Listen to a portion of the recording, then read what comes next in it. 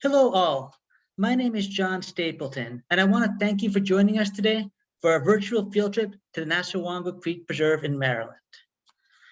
It is my pleasure to kick off this exclusive series of 5 virtual field trips for our most loyal and generous supporters, our Legacy Club members. I want to express our sincere gratitude to you all for attending today. Your incredible, long-standing support makes the conservation work we'll be hearing about today at Nassawango Creek Preserve and throughout the field trip series possible. Your inspirational commitments to the Conservancy sustain our amazing conservation gains. I have been at the Nature Conservancy for over 10 years now, and this isn't the first time I've ever attended a virtual field trip, but I am particularly excited about this because during the course of the pandemic, I've had the great pleasure of exploring the vast nature in the Washington, D.C. and Maryland area.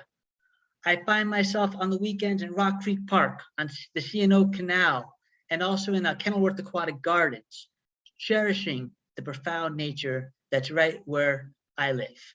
And I'm honored to be a part of an organization that protects nature where I live and also throughout the world. Before we get started, please note some brief housekeeping Zoom items on the slide here. Of particular importance, we ask that you please ask all the questions through the Q&A icon, and we're going to have a great question and answer session upon the conclusion of the presentations. We've also gotten some great questions prior to the virtual field trip, so we're going to have the time to address many of those questions as well. Also, on a technical level, you can see and hear us, but we cannot see or hear you, just so you know that. I mentioned where I'm joining today from, and we would love to hear where you are all joining from. If you could please take a moment to fill out the poll appearing on your screen and let us know where you're joining us from today. We'd love to hear it.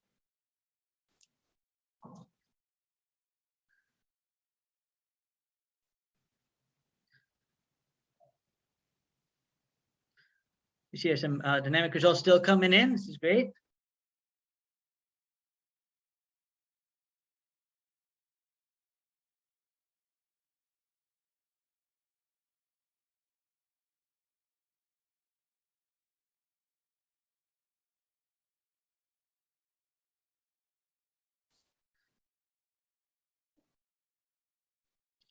Wonderful. So I'm seeing here a very large turnout today, first of all. So that's amazing to see. They have so many people who joined us. And in terms of the geographic realm of where everyone's coming from today, I see that we have 27% of you from the West. That's including Hawaii and Alaska. So that's amazing to know that we have Legacy Club members joining us from a complete other part of the country where I'm from and getting to learn about this great preserve. We also have 23% from the Midwest. That's also quite exciting for me. And of course, we have 12% from our own Mid-Atlantic region where we're based out of. So that is really good to learn, and it's good to know where we're all joining in from and experiencing this this virtual field trip from. We are first going to hear from the Maryland, D.C. Director of the Nature Conservancy, Mr. Tim Purinton, and he'll be followed by 2 conservation scientists who work regularly at the Nassawango Creek Preserve. We're going to have a conservation ecologist, Deborah Landau, share her knowledge of the preserve with us, as well as the stewardship field assistant at Nassawango Creek Preserve, Mr. Chase McLean. So we have a very great team here today presenting, and it is now my honor to turn it over to Tim Purinton. Thank you, Tim. Thank you, John, and thank you so much to the Legacy Club members. You're out in full force. It's great to see those numbers, and it's great to see where you're coming from. And you're going to get a very distinctive slice of the East Coast. So hopefully you'll sit back and enjoy it. And again, I'm Tim Purinton, the Executive Director of the Maryland, D.C. chapter of the Nature Conservancy. And I'm zooming to you from Baltimore's historic Bolton Hill neighborhood. And again, we have Chase and Deborah on the line, and I'll introduce them in a minute. So again, and I want to just thank all the Legacy Club members, in particular, our wonderful Maryland and DC Legacy Club members that support our work in so many important ways. I wish I could see you in person and actually hear your stories and get your reflections of the Nature Conservancy. So I'd like to start today with a land acknowledgement. For our virtual field trip, we're going to be visiting the lower eastern shore, that red dot on the right-hand side of your screen, with a focus on the Nassawango Creek Preserve and the Pocomoke River watershed. And these are the ancestral lands of the Pocomoke Indian Nation. Nassawango means land between the waters. And I invite you to learn more about Indigenous lands at native-land.ca. And thanks, that's in the link. Thank you, Warren. So just going back to, go back to the last slide, I just want to give a context to the work that we're doing and then put sort of Nassawango in that context. So we have 4 main pillars to the work that we do in the Maryland DC chapter: restoring healthy forests, building green cities, strengthening our coasts, and transforming agriculture. And at the center of all this work, what this work launches from is this great collection of preserves that we own. We have 30,000 acres of preserves in Maryland, and we've helped to protect, like many other states, almost 100,000 acres of conservation lands in Maryland, which is an incredible feat. The jewel in the crown, though, is really our Nassawango Creek Preserve, which is only 2.5 hours from Baltimore, my city, and also DC. And it's the largest owned private owned lands preserve in Maryland. Again, at 10,000 acres, that sort of forms the core of our preserve, and then 5,000 acres that help to surround the lands that are owned by other entities. So if you put the next slide on, I want to just kind of show a little bit of our science. So our science that looks at resilient landscapes has identified some really important lands across the US. And in particular, if you zoom in to Maryland, DC, you'll see the Nassawango Preserve pops as both a resilient area and as a really important climate corridor. And these are climate corridors for species to both move through the landscape and sanctuaries for which they can persist. So if you go to the next slide, you'll see, the next animation, you'll see that this preserve pops. And the reason it pops is because we've been protecting land here since the 1970s with your support. And these resilient and connected landscapes are really important for addressing these 2 crises, the climate crisis and the biodiversity crisis. We need these intact lands, again, to protect and preserve rare species that Chase and Deborah will talk about, including some incredible orchids and some incredible rare plants. But as well, we need to protect these corridors so species can move as the climate shifts. So I want to now turn your attention to a short film that talks about the Nassawango Creek Preserve and the history of the Nassawango Creek Preserve and the family that worked hard to protect it. So now I turn your attention to Nasawango Legacy. It's a Bay Journal film produced in 2019. In the 1970s, a couple of come-heres, Joe and Ilya Ferrer, dared to stand up for a different vision along the Pocomoke River. The river doing no one thing well, just maximizing life in all its diverse splendor, as nature intended. Today, their decades of hard-won environmental consciousness raising are nowhere more triumphant than Nassawango Creek. It flows 18 miles to the Pocomoke through unbroken forest and wetlands, one of the jewels of the Chesapeake Bay region and of international significance. The elder Ferrers are gone now, but their legacy flourishes. Nassawango has become the passion of their son, Joe Ferrer Jr., a passion he is passing on to his kids and grandchildren. They're pretty in all seasons, I guess is what I'm trying to say. So I grew up in Snow Hill, a few blocks away from the Pocomoke River. When I was a little kid, 50 years ago, my folks started buying some old Grumman canoes. And in the summer, we would walk down the street carrying a Grumman canoe several blocks. And we'd hang out, paddling, playing in the river, swimming, all day. The conversations around the breakfast table or the dinner table was environmental advocacy. It was really interesting, and I just wish I paid more attention. I remember canoeing with Joe's folks 30 years ago, one of those Chesapeake moments that stick with you the rest of your life. Deep in the swamp, a carpet of green duckweed floated on the translucent black water, and every paddle stroke mixed the two, essaying a swirling liquid calligraphy in jade and onyx. Old bald cypress thrust from shade toward a bright blue sky. Slants of afternoon sun burnished the canopy of their autumn foliage to a cinnamon glow. High above came a V of tundra swans, hallooing their arrival from the Yukon. They took out hundreds of people. That was just what they did. It was their form of outreach and education. Joe's parents brought Nassawango Creek to the attention of the Nature Conservancy, which initially was given 150 acres by a timber company in the late 1970s.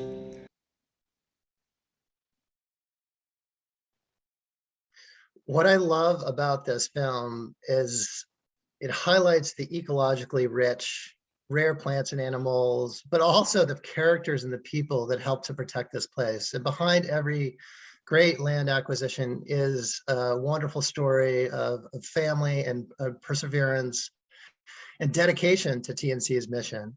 And Joe Farrer, who was highlighted in this film, recently retired, but in true TNC enduring legacy, his daughter works for the Virginia chapter.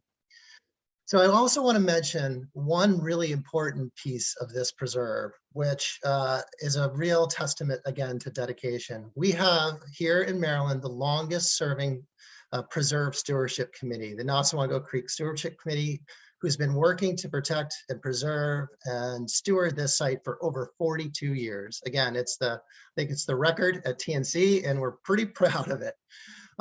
So if you're interested in learning more about this incredible preserve, we are in a campaign, and we are continuing to improve visitor experience and the ecological management of this site. So please email me if you want to know more. The shameless plug, but thank you so much.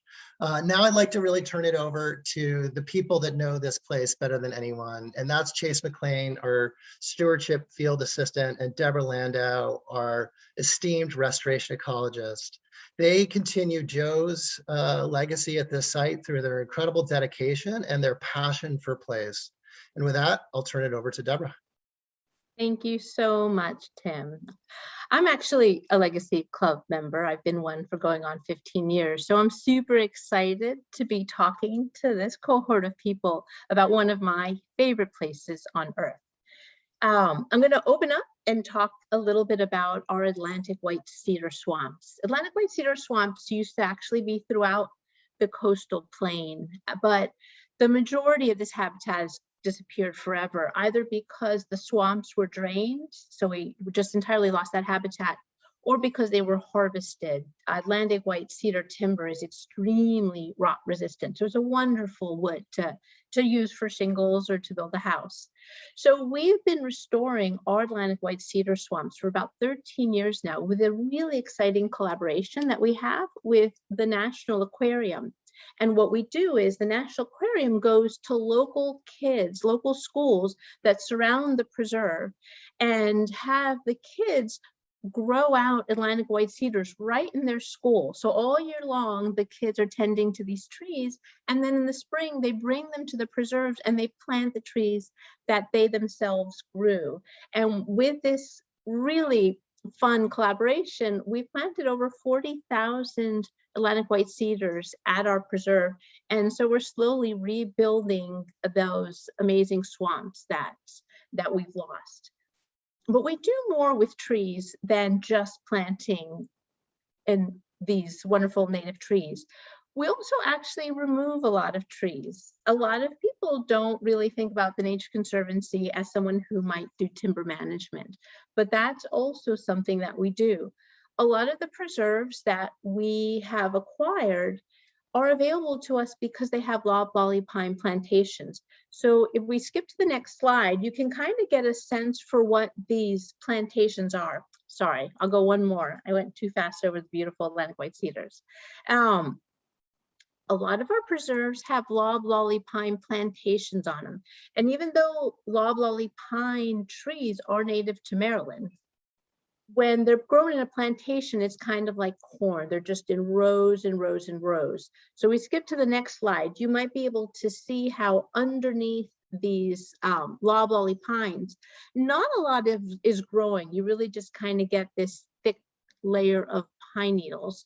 So there's just not a lot of biodiversity that's supported here. So what we do is we're very carefully removing these loblolly pines, thinning them out, and transforming these plantations into diverse, ecologically significant and rich, biodiversity rich habitats. Now, in order to remove the trees, we have what we call third-party certification. So we use Forest Stewardship Council to come in and certify that we are conducting these harvests in a very sustainable manner. So sometimes you might buy paper and you'll see a little check mark and it'll say FSC certified. And that means that that paper was harvested in a way that doesn't have a negative impact on the environment. And also a really important part of FSC certification is that you're involving the local community. So we hire local loggers, we take the wood to local mills, and we make sure that the entire process involves people surrounding the preserve so that the money stays in the community and that the trees, that the wood that we're producing is benefiting the entire community. While at the same time, we're ending up with a healthier, more diverse forest of native plants and trees. So with that, I'll switch it over to Chase, who's going to talk a little bit more about our land management on the preserve. Thanks, Deborah, and good afternoon, everyone. I'm Chase McLean. I'm our stewardship assistant that's stationed here at Nassawango Creek Preserve. So I'm going to talk to you briefly about another really important and critical ecological management tool that we use here on the preserve, and that's prescribed fire. So here at Nassawango Creek, we have many fire-adapted plant communities, both upland communities as well as wetland communities, where fire plays a really important natural role in maintaining, restoring and maintaining these systems as both healthy and resilient. So fire on our preserve looks a lot like what you'll see in this next slide here, which is very low intensity, a very slow moving fire that we introduce to the landscape at a specific time of year and at a return interval that mimics how fire would have occurred on the landscape naturally here on the lower eastern shore of Maryland. And some of the really, really unique species and some of the most unique fire adapted species we have here at the preserve are actually in fact some wetland species. So here we are looking at 3 species of fringed orchids. And I'm going to give a virtual high five to anyone that can put in the chat the genus name for a fringed orchid. So we'll be looking out for that. So we're looking at in the center is a white fringed orchid. On the right, the yellow crested orchid. And on the far left, you're seeing Canby's bog orchid, which is in fact a hybrid between the 2 species that you see in the center on the right. In the Canby's bog orchid, here at Nassawango Creek, we actually have the only known population of this extremely rare orchid. And a really fun fact, it was first discovered on the property in the late 90s, actually after a wildfire occurred. So it's safe to say that fire plays a really critical role in the persistence of these orchid species at the preserve. In this photo, we're looking at another really unique species, wetland species we have here at Nassawango Creek, and that's the purple pitcher plant. So this is another very fire adapted wetland plant species that you find in open canopy wetlands and seepage slopes found here at the preserve. So we can see in the photo our fire slowly creeping its way down to the wetland edge, where it will hit what we see here, the bright green sphagnum moss, and slowly fizzle its way out. So one of the reasons why fire is so important in these wetland habitats, and for these species in particular, is they require a lot of sunlight to exist and persist over the long term at these sites. So fire plays a critical role in helping reduce competition, especially from woody plants in the wetland. So we're looking at, on the left here, a young seedling of a purple pitcher plant, which, as you can tell, is extremely small, and it actually requires the removal of a lot of competition in order to get established and grow nice and big, like the one we're seeing here on the right, which has a number of flowers protruding from the plant there, showing that we're getting plenty of sunlight in the site and that we're likely getting lots of reproduction going on, which is a huge success for us. So now I'm going to talk a little bit about one of the really unique ways that we're measuring the success of our management here at the preserve. So both our timber management success as well as fire, and the combination of the two to actually move our way towards a more resilient and healthy forest system here at the preserve. And that's through acoustic monitoring of our neotropical migrant bird species that travel through the preserve along the Atlantic Coast Flyway, making a pit stop after traveling across the Chesapeake and fueling up before they fly north across the Delaware Bay. So it's a really unique project that's being conducted by a colleague of ours, Gabe Cahalan. And what he's doing is he's deploying audio recorders like you see here in the bottom right corner. Very small audio recorder, and we're deploying them in areas like you see on your left, where management has occurred, and these are open canopy systems that we're creating through that management. And then in areas where we have not done any management, like you see in the top right, and these are closed canopy forest systems. So the results of our research are starting to come in, and there's a clear distinction between the diversity of calls or diversity of bird species that we're seeing in these managed or open canopy forests versus closed canopy. So what we're looking at here is a graph of mean bioacoustic index, which is a fancy term for saying the diversity and number of different bird species that our audio recorders are hearing on the landscape. So on the top, this orange line is the diversity of calls we're hearing in an open forest system. Below that, clearly separated, we're seeing a blue line representing these closed forest systems. So we see clear separation here, which is telling us that these open canopy systems that are seeing this management are in fact housing greater biodiversity of bird species on the property. So here we're looking at one of the specialists of these open canopy systems here at Nassawango Creek, and truly a success story for our management on the property, and that's the red-headed woodpecker. So a really beautiful bird. These birds require an open canopy forest system as well as dead standing trees known as snags in order to create their nests. And here we're looking at another open canopy forest specialist sitting on a branch of another open forest specialist here. So we have a summer tanager, and it's sitting in the limb of a southern red oak. So both of these species require lots of sunlight and an open habitat to persist in.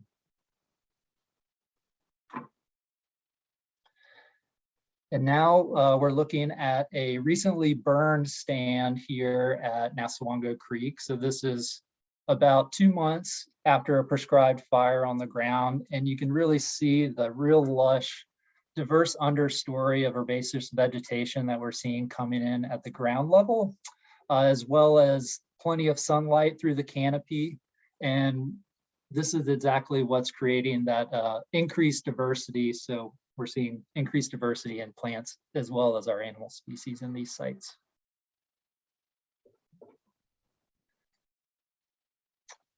And with that, I'm going to hand it back to Deborah to talk a little bit about visiting the preserve. Thanks, Chase.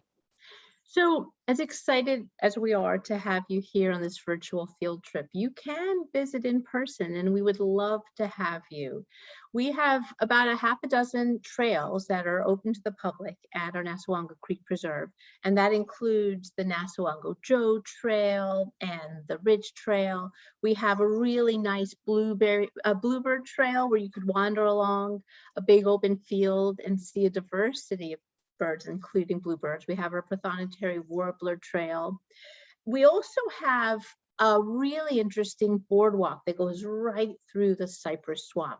And to access the boardwalk, you go through the Furnace-Town Visitor Center. And Furnace-Town is a really interesting historical village where they've taken homes and structures and mills from the area and put them all together. So when you walk through, you see the recreation of what a town would have looked like, including it's got an actual old furnace it used to smelt. Or there's iron ore, bog iron, right in Nassawango Creek. You can see it, you can pick it out. And so you can see a little bit of really interesting history while you wander along that boardwalk and see the magnificent cypress trees around you. But there's really a wide diversity of habitats that you can see as you come and visit. We also have some really nice canoeing and kayaking opportunities. We have what we call the canoe put-in at Red House Run, and you can come in and bring your kayaks and your canoes. Just check the water levels because Nassawango Creek is tidal, so it's going to go up and it's going to go down, but you can have a wonderful paddle. And we also have what we call the Uller tract, where we've got a really nice little lunch spot, so you can kayak for a couple of hours, spread out, have lunch, and then continue on. And you'll see some really fabulous stuff, including the cypress trees. You might catch the fringe trees in bloom. So you're guaranteed a really spectacular paddle. And what's so exciting about Nassawango Creek is we've protected 18 miles of it. So on both sides, for the majority of your paddle, you can know that it's all protected. Also, another way that you can visit is we have at our website at nature.org what we call put a naturalist in your pockets. You can download some geo-referenced podcasts, so you can be listening to us talking as we walk you through the preserve. And by doing this kind of a visit, you can see some of the areas that Chase showed you that we've burned. So some of the areas that might not really have a managed trail, but you can walk through it. You can see the effects of the burns while hearing us tell you all about what you're seeing. So I hope you guys get to visit one day, and I'll bring it back to Chase with some other really cool stuff that you can see while you're there. Thanks, Deborah. So yeah, as you're enjoying your visit to the preserve, whether that be on the creek, hiking a trail, or listening to a naturalist in your pocket, we have an amazing diversity of plants and animals here at the preserve, and it truly is a special place with a lot of special species. So we'll look at some images of what you might see on a visit. So a really unique species in the top left, this is Sundial Lupine. So if you're here in the early spring, this is one of the first flowers to emerge and bloom here in April, actually. So you'll see a really beautiful purple bloom. In the bottom left, we're looking at the spatula-leaved sundew, which is another really unique carnivorous plant we have here on the preserve. And in fact, we have 3 different species of sundews that you can find on the preserve. And then be on the lookout as you're hiking the trails, and pretty much any of our upland areas, you're going to see this one we have here on the far left. This is low bush blueberry, so really common understory species. And come midsummer, be sure to look out for ripe blueberries. They'll make a great snack as you're hiking. And here on the right, we have 2 really unique wetland species that you're likely to see. On the top right is a rose begonia orchid, limited to a few sites, but on the bottom right, we have what's known as swamp milkweed, a really, really important pollinator species that we have that you're certainly likely to see if you're paddling along the creek. And as I mentioned earlier, Nassawango is home to a diverse array of bird species. And here on the far left, we have the nest of the eastern towhee, which is actually another early successional forest specialist species that really enjoys this open canopy structure that we're creating here at the preserve. And then on the right, we have a female ruby-throated hummingbird, which is in fact, for our West Coast friends that we have on the call, this is in fact our only hummingbird species we have here on the East Coast. So when you're paddling along the creek, these will be 2 familiar sights you'll see. We have on the left a turkey vulture catching some sun and warming up in that early morning sun up in the top of a dead tree. And we have on the right a great blue heron, most likely after grabbing a snack along the creek, taking a flight, looking for a new spot. And here's a quick video of some of my favorite animals we have here at the preserve, and these are river otters. So I'm going to give another virtual high five to anyone out there that can tell us a river otter's favorite snack in the swamp. And here we have beaver, which are also common here on the creek, really, really special species and do a lot of great ecological management work for us as well. We have an amazing diversity of insects found on the preserve, including some state endangered species and really unique ones like this native dung beetle. And we also have an amazing diversity of amphibians and reptiles that you can find. So here on the right-hand side of your screen, you're looking at a couple clutches of eggs from the common five-line skink. And here's two of my absolute favorite snake species that we have here at the preserve. So on the left is the rough green snake, a really beautiful, striking green snake. And then here on the right, we have the eastern king snake, which actually gets its name king snake from its favorite food as an adult, which is in fact other snake species. So it's easy to understand why they got the name king.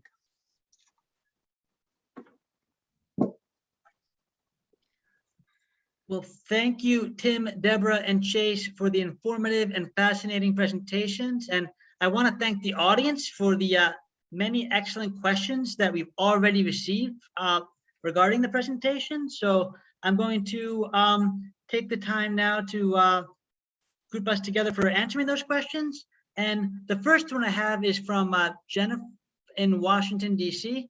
And she asked, is there a way to experience the preserve with a rental canoe and or kayak? And how can we plan a trip to the preserve? And where can we stay if we want to go there? And I think that's one's for Deborah. All right, thank you. Great question. Yes, absolutely. So one of the things that we love about the Nassawango Creek area is that I think a lot of the local community appreciates the importance and the value of having this ecologically significant, huge green lands, and it's part of the economy. So we love to send people to local canoe and kayak rentals. Like there's the Pocomoke River kayak company, and they will come in and they'll either rent you canoes that you can take to our canoe put in, or they'll bring them right there for you and you can paddle along and come back, or you can even just paddle straight down the creek and it ends after about a half a day ride. You can end right where they are on the Pocomoke River and they'll pick you right back up. So there's lots of really good, easy options to rent kayaks and canoes, and whatever your level of preference is there for you. Thank you so much, Deborah. And that's great to know about the possibilities of visiting this amazing place. I think this next one is probably for Chase. The question is from Anne. She asks, does the preserve suffer from deer overbrowsing? And how are the deer managed at the preserve? So that's a really good question. And I will start with here at Nassawango Creek, we actually lease much of the preserve for white-tailed deer hunting during our active hunting seasons here in Maryland. So it's really a critical management tool for us to keep our deer populations in check, because as many know, they could decimate a population of plants, especially some of the really rare species we have here at the preserve. So it's something that we keep top of mind. And through this hunting program, we've actually had some really good success in maintaining low levels of browse on our target species here at the preserve. Wonderful. Thank you so much, Chase. It's a really great answer. And this one, I believe, is for Deborah. Are the pines native in Maryland and dominant? And how do diverse species survive with these pines? That's a great question. So yes, Loblolly pine is a southern pine and it is native to Maryland, but not in rows, not planted by like corn where it's nothing but pine. So we have some really nice mature forests. One thing I forgot to mention is one of the places you can visit, we have 2 old growth trails, and you can go and see some really magnificent old growth Atlantic white cedar and bald cypress and huge loblolly pine trees to see them how they really should be growing. But we remove them because when they're planted in rows, they put this very thick layer of needles underneath, and really nothing can grow up under that. So it's not until we've thinned and then introduced fire that we can start to get more of a diversity. And you'll see some of those wonderful blueberries that Chase showed, some really interesting grasses and sedges that come in. The orchids, of course, which are fabulous. We actually have an amazing assortment of rare species that have come in just from the management that we've done with the pines. Excellent. Thank you so much, Deborah. I think this next question is for Chase. Other than the bird sound research study that you shared, this is a question from Marielle. She asked, what other studies of data collection are happening at the preserve, if any? That is a really good question, and honestly, that might be one best answered by Deborah. So I'm going to hand that one off to her.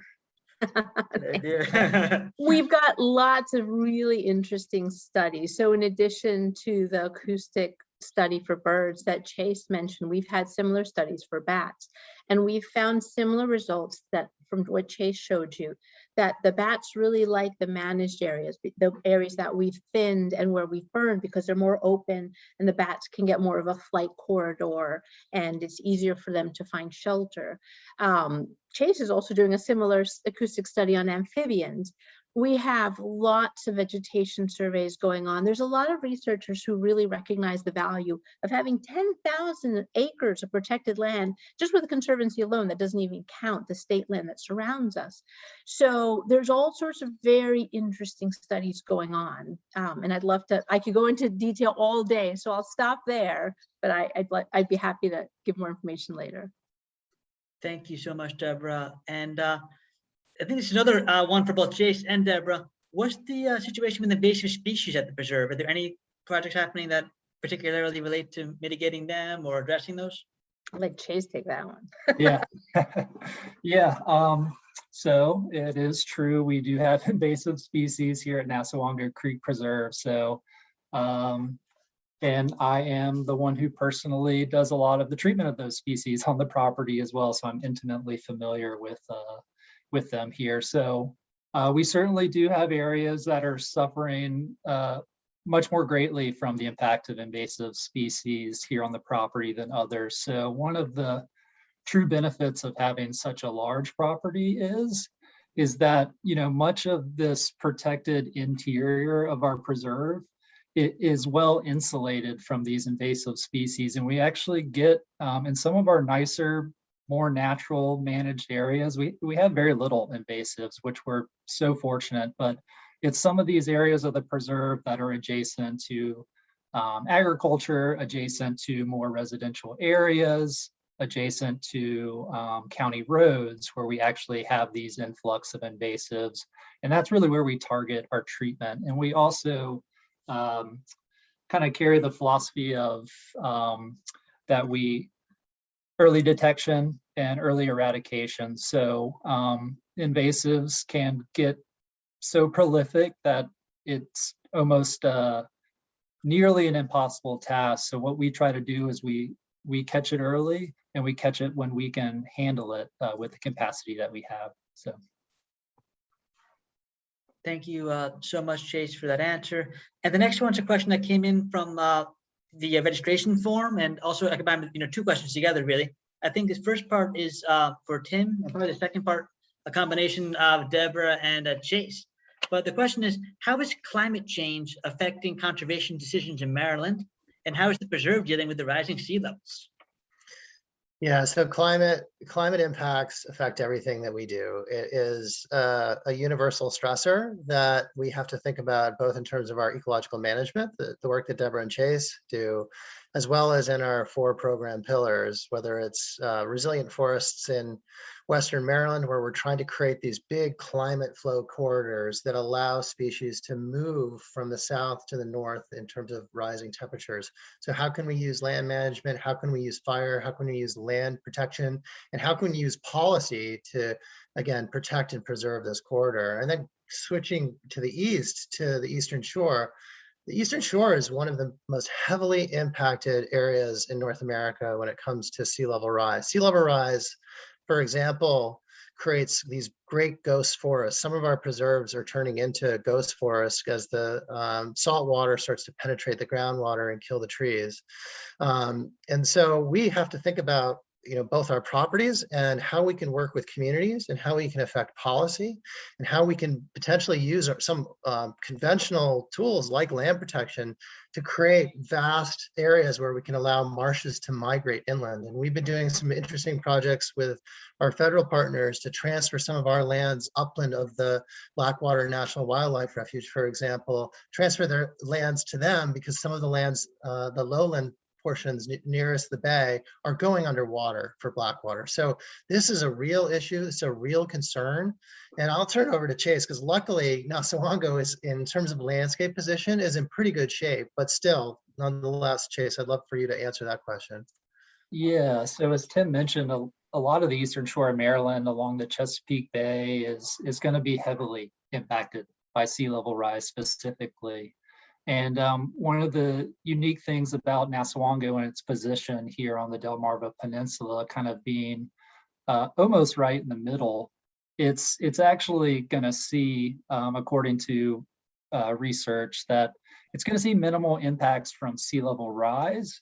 And it's a great case study, actually, for the protection of these specifically riparian corridors, because even as we start to see these impacts from climate change and the minimal sea level rise that we'll actually see in the creek, we've protected much of the floodplain, if not all of it, and the surrounding uplands in a lot of this area. So we've really provided our plant and animal species here a lot of room to expand and a lot of room to adapt to what's coming in the future.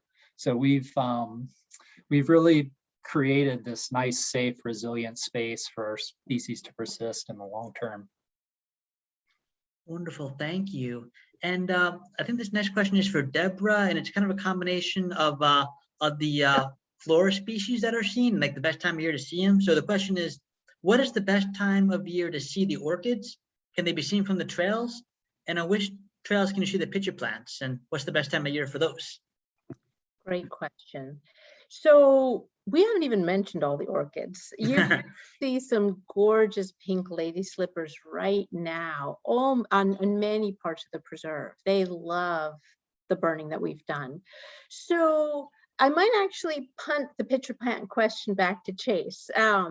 But to see the orchids, the trick with seeing the orchids is kind of a setback part of the preserve, and it's really hard to get to. It has a lot of greenbrier. It's pretty wet. So I don't know that the orchid part is with the rare orchids like the Canby's bog orchid is currently easy to access. Although we're working on updating our naturalist in your pocket tours, because that's more of an off trail kind of a site. So keep checking on the website for that one, and soon we should update those. Chase, is there a place where somebody could easily find the pitcher plants? We've got some big areas, I know, but they're also pretty far in. Yeah, so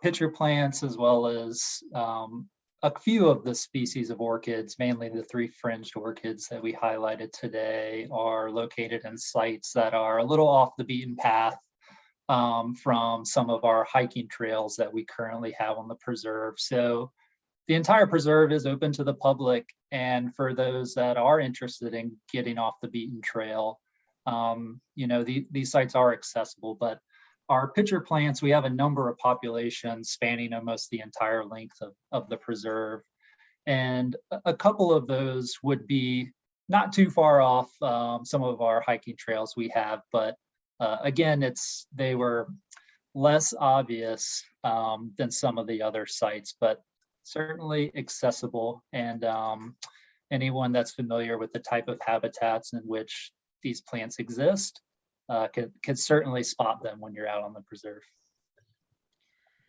Thank you so much for that answer. And this next great question is also for Chase. It's how often do you use fire to keep the forest healthy at Nassawango?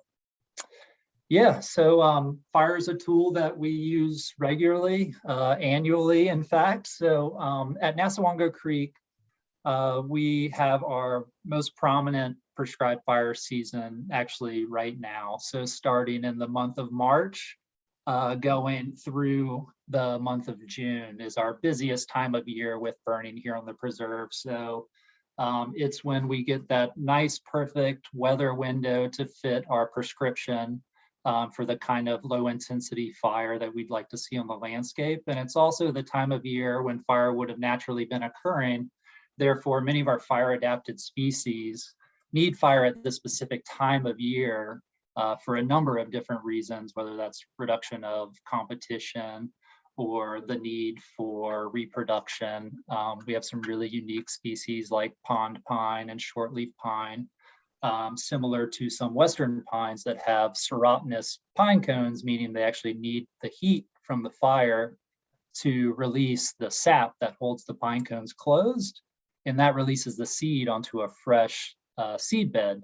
So really, really unique, and it's something that we've been doing for a number of years here at the property. I believe burning at Nassawango Creek is pushing, and Deborah, correct me if I'm wrong, we've been burning close to 30 years in total at the chapter, and a lot of that has been here at Nassawango Creek. Wonderful. Well, we have the next question is really regarding the history, and this is kind of another collective question, but I'm sure a fascinating answer. It comes from Jeffrey, and this question is, how did this preserve and watershed avoid being drained or logged 350 years ago? Like, how did it stay the way it is right now?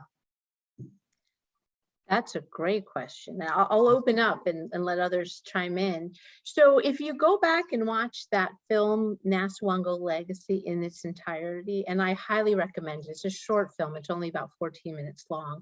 They talk a lot about the history of Joe Fair Sr. and his wife, Ilya Fair, who really spearheaded, back when it wasn't the thing, but protecting land and protecting the amazing ecology along Nassawango Creek. And it's because of their efforts that we've ended up with a spectacular preserve. It would absolutely have been drained and developed if it weren't for her. She actually, a whole other story, she protected Assateague Island. So she was a really amazing person in terms of recognizing the importance of a natural area and making sure that that area is protected. And we're so lucky that she was there before us, so that now we can manage this amazing area that was started because of her. Wonderful. Well, thank you very much for that answer. And the next question I have is from Alexis in Virginia, and she had asked how the COVID pandemic has impacted the preserve in terms of vegetation, and how has COVID, decreased or increased numbers to the preserve, and just the experience in general there. I'll take that one on. So, during the pandemic, we certainly have seen a slight increase in vegetation to the preserve, as many of us have throughout our time in quarantine and throughout this period of COVID, really been searching for opportunities to get outside of our homes and get away from others and socially distance in any way that we can. And it really has driven people to the preserve, to our hiking trails, to really experience the special place that we have here. So it is a bit anecdotal because we don't actively monitor exact numbers of visitation, but I spend so much time on the preserve doing various tasks. I can say firsthand that I've seen more people using the preserve over this past year than I have since I've started working on the property. So we are about 15 minutes from one of the largest cities here on Delmarva, Salisbury, Maryland. So it's actually in really close proximity to a relatively large urban center for out here on the peninsula. So it's a great place for folks to get out. And we even have folks traveling to the area for birding opportunities, and even just taking a stop while they're on their drive, maybe going to Ocean City for the weekend, for a weekend at the beach. So we're right off of the highway there as well. So we have had a lot of people out this year. Wonderful, thank you. And I'm going to combine a couple questions that we've got regarding the preserve, and a little bit for Tim, probably a little bit for Deb and Chase too. Is there any work that Nature Conservancy is doing with indigenous peoples on the preserve, and our relationship with the indigenous peoples, and how the preserve interacts with that? Yeah, I'm happy to take that unless you'd rather take. Absolutely, yes. We work very hard to reach out to our indigenous communities on a number of different levels. One is when we started harvesting trees and we enrolled in FSC certification, one of the requirements of FSC for Stewardship Council is to reach out to indigenous peoples who historically would have been on the land and make sure that they are aware and okay with the work that we're doing. So that was actually a really exciting connection, because we were able to meet with a local chief and talk about the history of the land from his eyes. So absolutely. We also have some mounds that have copper beads that have been dated back to the Adena, so 3,000 years old, which is really exciting. We won't tell you where those are. We've actually tucked them away, but we do have some really exciting current and past connections with indigenous people who historically were on the land. Deborah, you may want to also talk about the fire learning that's happening too, as well, with indigenous peoples, which to me is starting to feel really like an exciting partnership. It is, sure. So we have connected with people from the Nassawango tribe who historically were burning on this area, and not that long ago, just a few generations past, they have memories, and they still today have been setting fires, and they're seen as arsonists, even though they're setting fires in the marshes where historically you need these very frequent fires, and they recognize that. So we've established connections with these families who've been doing this, who have land near us still, and we're working to provide them through the Fire Learning Network, as Tim mentioned, provide them with what we call NOMEX, our fire gear, and put them through the fire training so that they can actually burn with us on our preserve, and we could go to their lands and help them put together burn plans and burn, so they'd be officially sanctioned burns, even though they know more about fire than we ever will. This way we can burn collaboratively and all benefit from it. Thank you. And our last question for the day is going to be one for, I believe, Josh or Deborah. It's is there a staff visitor center with information on your work that people can visit when they go there? I know you showed a picture of one. Is it fully staffed now, or a way to see that? So the Furnace Town Visitor Center is staffed and it is open. Tim, I don't know if you want to answer that. We no longer have an association, a direct connection with them. We help protect it and build it. Yeah, so Nassawango is not a staffed sanctuary, and so to visit it, I just would urge you to reach out to us, and we can kind of give you the inside scoop, how to get there and what trails to go to during which seasons, and how to get a canoe and a kayak, because to see this site, I think being on the water is really an unbelievable experience, and I think that's really the best way to do it. And so yeah, so I just say reach out to Deborah, me, to Chase if you're interested in going, and we can kind of give you the inside scoop, as they say. I'll also say, following on that, before you visit, go to the website, because the website is a wonderful resource, and you can download maps onto your phone or even print them out of many of these trails. So that'll give you a much better sense for what you're seeing when you're out there. And you might not have reception when you get there. Thank you. That's In a good thing. That's so true. I want to thank our speakers, Tim, Chase, and Deborah today. really, I want to thank our Legacy Club members who joined us for this virtual tour. And really, your incredible support means so much to us, and it makes all this amazing conservation work possible. It was our pleasure to provide this opportunity to explore our preserves, and I do hope that you're able to attend the upcoming virtual field tours that we have throughout the country that are also going to be very compelling and enable you to explore the preserve in a very intimate way. So please sign up for these at your convenience through the nature.org/webtalk site. If there was a question that didn't get answered today that you want to get an answer to, please just send them to us at webcast@tnc.org, and we will get back to you as soon as possible with an answer. We'd also love to hear your candid feedback about your experience today. We'd love to hear from you about how the experience was for you. So please do fill out the survey that my colleague Warren is sharing in the chat function now. And also, I'm glad to share that there'll be a recording of this great field trip available for you all to see again, and also share with friends and family towards the completion of the entire field trip series in late June. So you'll be able to visit this again. I want to say thank you again to all of you, and I hope that you have a great rest of your day. And thank you so much for all that you do for nature. Thanks again now.